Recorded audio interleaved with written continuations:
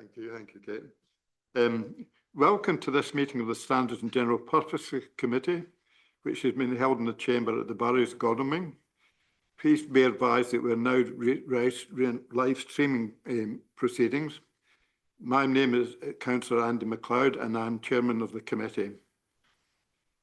Kate, can I ask if there are any apologies for absence? We have apologies from Councillor Ward, and Councillors Robini and Nicholson may arrive late tonight. Okay. Can I ask committee members to confirm the minutes from the 18th of January 2025 and 20th January 2025? Are we all happy with the minutes? Yes, thank you. Can I ask members if they wish to make any declarations of interest? No one does. Kate, can you report if there's any question from members of the public? There are no questions. Any question from members? There are no questions. Thank you. Right, so let's proceed to the first substantial item, which is item 6. Proposed changes to Council Procedural Rule 6.2. And if I can ask Susan if you'd kindly introduce this item. Yes, thank you, Chair. Good evening, members. This is a proposed minor change to Council Procedural Rule 6.2, which relates to the start time of meetings. This part of the rule, 6.2, does not apply to council meetings or executive meetings, just to be clear of that. It's relating to our committee meetings. And the proposed change is simply to provide that if the chair of a committee meeting needs to change the start time of the meeting from what's already been scheduled and agreed, they can do so by contacting the monitoring officer, but it has to be in exceptional circumstances and it must be with 5 days notice, which is i.e. before the papers and the agenda has gone out. So there is that flexibility remained in the Constitution, but it does have to be for exceptional circumstances rather than routine matters. We did take this proposal to the Joint Constitution Review Group on the 21st of October 2024, and one of the concerns of members was around equalities issues, and that the schedule of start times and dates has been agreed in advance with those types of issues in mind, and that any change should be for a good and exceptional reason rather than routine to suit the members of the committee, for example. So the proposal before you today is simply that you make a recommendation to Council for that minor change to Council Procedural Rule 6.2. Thank you, Susan. Do any members have any questions for Susan or would like to make any comments? No? Right, thank you. In that case, I'll invite members to vote on this recommendation. Are we happy to approve this recommendation? Agreed. Thank you. So we move on to item 7, which is the Council's interest in companies, charities and trusts. It's a review of the governance arrangements. Again, if I can hand over to Susan Sale to introduce the item. Yes, thank you, Chair. So Waverley Borough Council doesn't have any interests in companies, whether through sole ownership or other means, but it does have interests in charities and it does have a trustee role. Whilst looking at the arrangements for governance around charities, we've tried to future-proof the Constitution as well in case Waverley does have any company interests in the future, but just to be clear that they don't at the moment.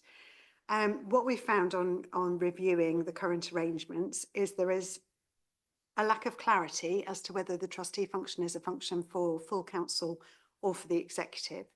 And it seems that the Constitution does provide that it's for the executive, but it's not terribly clear in some aspects. So we're proposing that that's just reinforced in the Constitution, that charity matters acting as a trustee on behalf of the council is an executive matter. We're also proposing that the executive exercise their function of being a trustee through a new committee, which would be an executive committee called the Executive Shareholder and Trustee Committee, and that arrangement starts from May 2025. The proposal is that the leader would appoint all members of the executive to that Executive Shareholder and Trustee Committee, but it would be separate from the executive. The reason that we're recommending all members are on there is because some members may have other types of interests in the charity. It's a type of area where you do quite often get conflicts and some members may not be able to sit. So by providing the whole of the executive, we would hopefully remain quorum regardless of those types of conflict issues. I also found when reviewing it that there is currently no mechanism for overview and scrutiny to scrutinise any decisions regarding charities and companies. So the proposal is that the terms of reference for the ONS committees are amended to include this within their remit. And further, there's currently no mechanism for audit of our charities either. So there's a proposal that we amend the terms of reference of the Audit and Risk Committee to include the audit function. Other than that, I don't think there's anything particular to bring to members' attention, and I don't have anything to add to the report, but I'm very happy to take any questions, Chair. Thank you, Susan. Have any members got any questions or comments they wish to make? Michael. Would I be right in thinking that the excitement of having once a year to go through the Shottermill something or other and the Ewart something or other will no longer happen?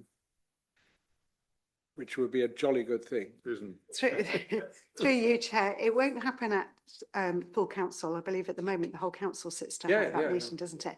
So it would happen as an executive shareholder and trustee committee meeting.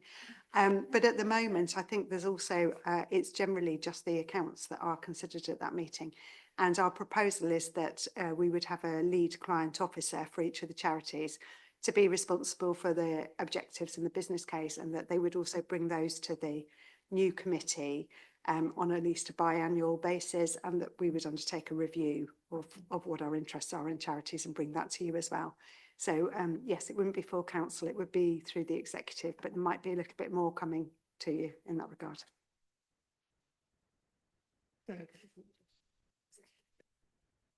Thank you. I'm not sure if it's my place as a co-opted member to comment at all, but I can't quite get my head round the difference in practice between ONS having a role on this and audit having a role on this. And having sat on one of those busy committees, are they both really necessary? Through you, Chair, I think they probably are both necessary because they do undertake a slightly different function, although I can see that the audit and risk remit would be quite a small obligation on them. But we should be periodically auditing the council's interest in charities, and that's not happening at the moment. Overview and scrutiny don't generally carry out any sort of audit function. So I think it is appropriate that periodically there would be a review on audit of the charities that will go to audit and risk. And I think it's a basic local government principle that any executive decision that is made can be scrutinised by overview and scrutiny. Yeah, so I think at the moment, again, that's a gap that I think is quite important, that they have the ability to scrutinise. And in fact, I should have said that we've said in the terms of reference that any member of the Overview and Scrutiny Committee could come to the Shareholder Committee and would have the right to speak at it as well, so that they have a direct opportunity to make any recommendations to the executive as well. Thank you, Susan. Do you wish to come back on that? No, that's fine. Oh. Thank you, Mr. Chairman, for recognising me, of course. I mean, Joan's a slightly special co-optee in that she used to be a vice chairman of ONS here, so it's slightly different capacity, but absolutely support the point there. Firstly, can I just say thank you to Susan and to Deborah for doing this work.